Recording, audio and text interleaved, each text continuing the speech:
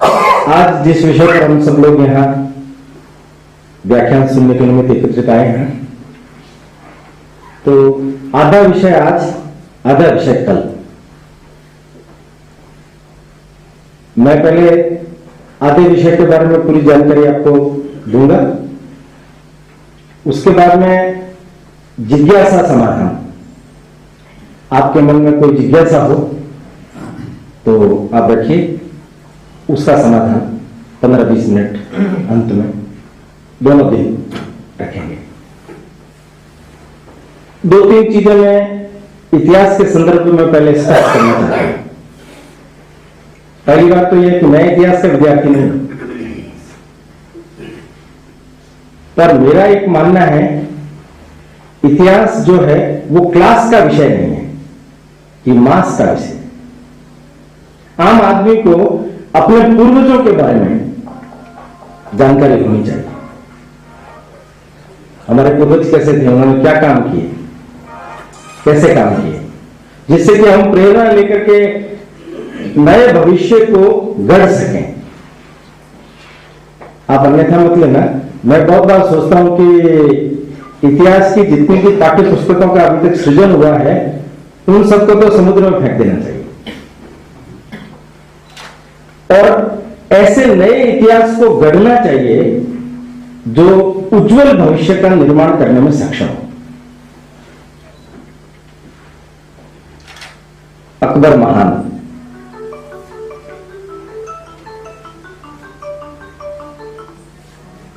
अकबर महान की ऐसी जबरदस्त छत्र छाया बनी अपने देश में। जिन इतिहासकारों ने उस छत्र छाया को बनाया, उसके अंतर्गत जितने सारे चरित्र थे सब गौण हो गए। उसमें से भी प्रताप के बारे में भी ऐसा ही है।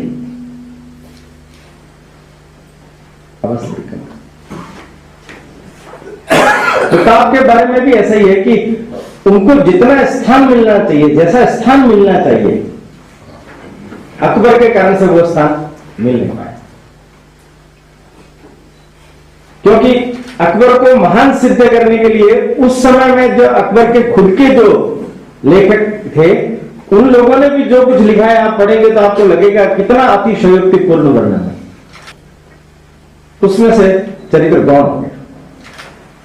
और गौण ऐसा हुआ, मैं आपको बताता हूं, मैं जब यहां उदयपुर में आया तो मैंने पूछा तो महाराणा प्रताप के ऊपर पढ़ने के लिए मुझे पुस्तक नहीं मिली।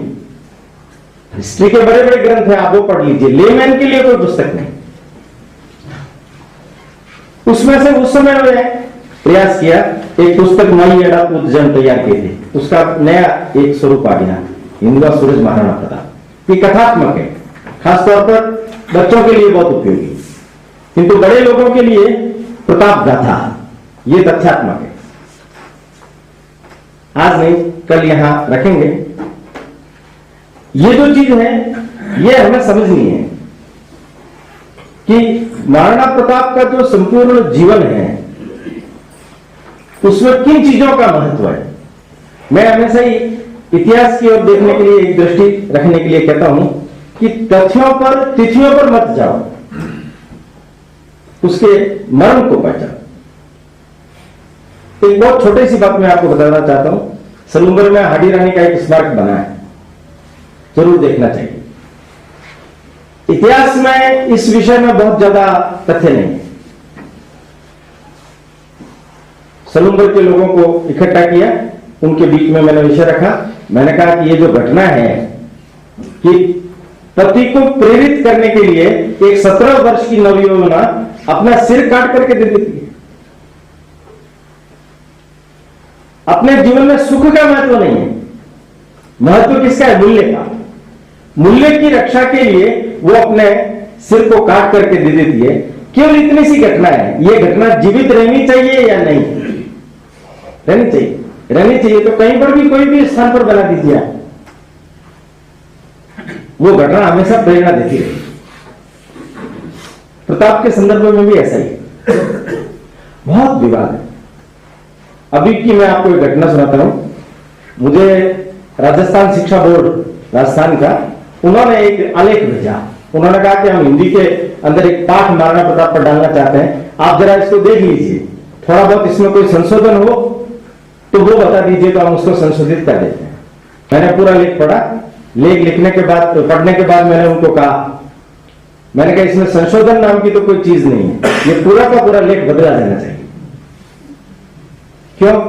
आप देखिए वो क्या लिखते हैं, एक केवल उदाहरण देता हूं। वो लिखते हैं महाराणा प्रताप का जन्म शायद चित्तौड़ में हुआ है, या फिर कुंभलगढ़, या फिर पाली, पर चूंकि पहली प्रसव ननियाल में होती है तो पाली उनका ननियाल था, तो ननियाल के अंदर ही उनका जन्म लेना ठीक पाया जाता है।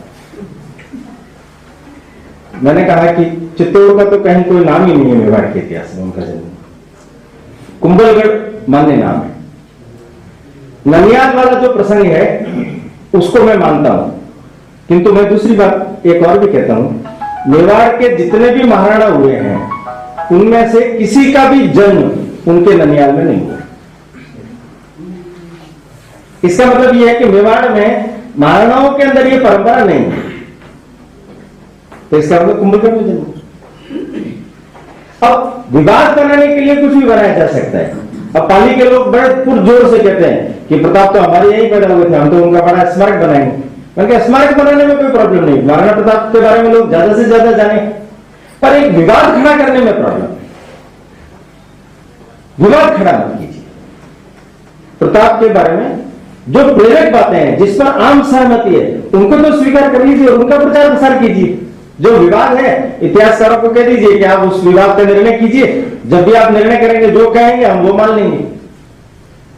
हमने यहां भी किया, विवाद हिस्ट्री पर चित्र प्रदर्शनी है, मैकेनाइज्ड मॉडल है, फिल्म है, पुस्तकें हैं, इन सब चीजों में हमने इतिहासकारों को भी यहां बुला करके एक ही बात कही है कि हमने बहुत विचार विमर्श करके, सोच करके, विश्लेषण करके सारी चीजें यहां लिखी है। आपको कहीं भी ऑब्जेक्शन हो तो आप हमें बताइए, पर उसके लिए तथ्य दीजिए कि ये ठीक तथ्य है, हम उसको चेंज कर लेंगे। ये बात मैंने प्रारंभ में इसलिए कही कि एक अनावश्यक झमेले में फंसने जैसा ये विषय नहीं है। महाराणा प्रताप के संदर्भ में और मेवाड़ के संदर्भ में जब आप अध्ययन करेंगे तो बहुत सारी ऐसी नई चीजें आपको मिलेगी कि जो हम सब लोगों के लिए अत्यंत प्रेरणाकारी है। मतलब मुझे बहुत बार आश्चर्य होता है कि बप्पा रावल को क्या जरूरत पड़ी थी, जो गजनी, काबुल, कंधार वहां तक जाकर के युद्ध करके आए, वो उनके कार्यक्षेत्र के अंतर्गत नहीं था। महाराणा लाखा का नाम सुना है? गया जी को मुगलों से मुक्त कराया उन्होंने। गया जी का है, उसको मुक्त कराने के लिए मेवाड़ से जाने की जरूरत क्या थी? इसका कारण क्या है? मेवाड़ के जितने भी लोग हुए हैं उन्होंने मेवाड़ भू से क्षेत्रीयता की नहीं, संपूर्ण भारत भूमि की राष्ट्रीयता की प्रेरणा ली। ये सारा देश मेरा अपना है, इस देश के जीवन मूल्यों को ही तो हम अपने जीवन में उतार रहे हैं।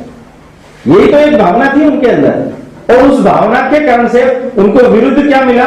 हिंदुआ सूरज। ऐसे नहीं मिला ये, उनके क्रियाकलापों से, उनके जीवन आचरण से लोगों ने देख करके इन सब चीजों को अपने अंदर उनको विरुद्ध दिया। आज 5 बिंदु, कल 5 बिंदु। पहला बिंदु, ये जो मेवाड़ है इसका बड़ा गौरवशाली अतीत है। इसलिए पीढ़ी दर पीढ़ी जो इस धरा पर जन्म लेते हैं उन लोगों के लिए भी ये एक वाहक, संस्कृति का वाहक हो जाता है। तो पावन वंश परंपरा एक बिंदु। दूसरा, महाराणा प्रताप का संक्षिप्त जीवन, एक बार मोटा मोटा हम सबको ध्यान में रहेगा इसमें। उनका परिवार और युवराज काल, ये तीसरा बिंदु। और चौथा बिंदु, बहुत मिथ्या प्रवाद है उनके बारे में, किंतु कुछ प्रमुख मिथ्या प्रवादों के बारे में स्पष्टीकरण होना चाहिए। और पांचवा, महाराणा प्रताप जिसके कारण से पूरे देश भर में जाने गए, वो हल्दी घाटी का महासंग्राम। आज 5 बिंदु। कल अकबर ने प्रताप को जिंदा या मुर्दा पकड़ करके लाने के लिए 7 आक्रमण किए। और पहला आक्रमण उदय सिंह जी के समय में हुआ। कुल 8 आक्रमण हुए। उनके बारे में पूरी प्रताप ने कैसे उससे संघर्ष किया। दिवेर का युद्ध प्रताप के जीवन में एक बड़ा महत्वपूर्ण युद्ध है। उसमें उन्होंने प्रत्याक्रमण करते हुए पूरे मेवाड़ को स्वतंत्र करा लिया, चावंड को राजधानी बनाया। किंतु यह उनके जीवन का सबसे महत्वपूर्ण और बड़ा प्रभावी पक्ष है कि चावंड राजधानी के रूप में कैसे, मैं तो यहां तक कहूंगा कि जैसे राम राज्य की संकल्पना होती है ना, वैसा ही प्रताप ने उस समय में साक्षात किया। अकबर मान था कि प्रताप, चौथा बिंदु, और विषय का मुख्य बिंदु जननायक प्रताप सबसे आगे।